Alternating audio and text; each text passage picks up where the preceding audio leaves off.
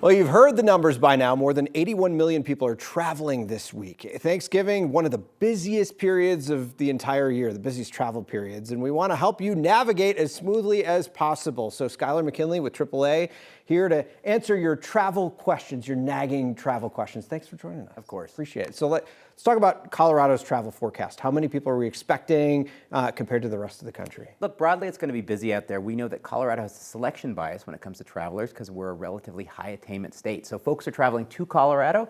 Folks might be disappointed by the amount of snow on the ground, but they made those plans long ago to come here. At the same time, Coloradans go elsewhere across the country. So there's a lot of ships in the night going on.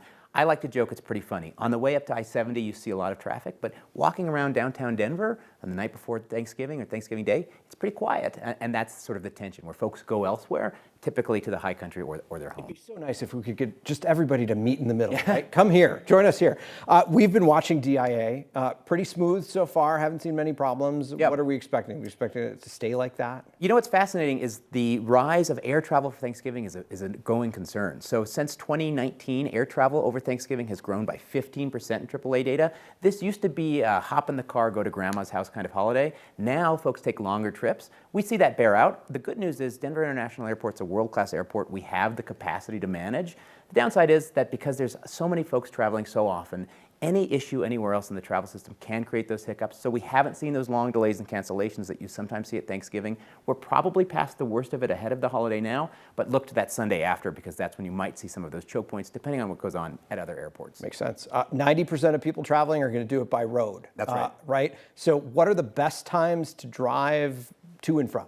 If you can leave earlier in the day, you'll avoid the worst of it. We think in our data, the worst travel period was the Tuesday and Wednesday today and yesterday just before Thanksgiving. Thanksgiving Day itself will be quiet, but then we see Black Friday travelers on Friday, and Sunday will be very busy. So just know that if you're leaving anytime in the mid-afternoon, you're going to run into other travelers. If you can leave early in the day, you're going to be a little bit better off. But remember, no matter what, when you're stuck in traffic, you can't be mad at traffic.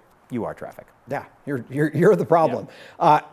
We were talking about gas prices. They're relatively low. You get a pretty decent deal if you've got a distance to go and you're looking to fill up. Gas prices are at about $2.65 at a statewide average. They're falling below that. They're more expensive in Vail, less expensive in Greeley. Down about 30 cents from a month ago, down around 30 cents from a year ago. So you can save. Be strategic with how you fill up. It'll always be cheaper in your neighborhood. It'll be cheaper at those big box stores like Sam's Club or Costco. And never drive out of your way to get cheaper gas, because you end up spending more money. Also know that, hey, if you're headed to the high country, that's where you're going to pay the premium for even regular unleaded. You and I love to talk about this, but it's important to remember when you're looking for gas prices that a gas station is trying to sell you on the stuff on the inside, right? Yeah, that's right, and that's why you're going to see right now a lot of gas stations that might be advertising sub $2 gasoline.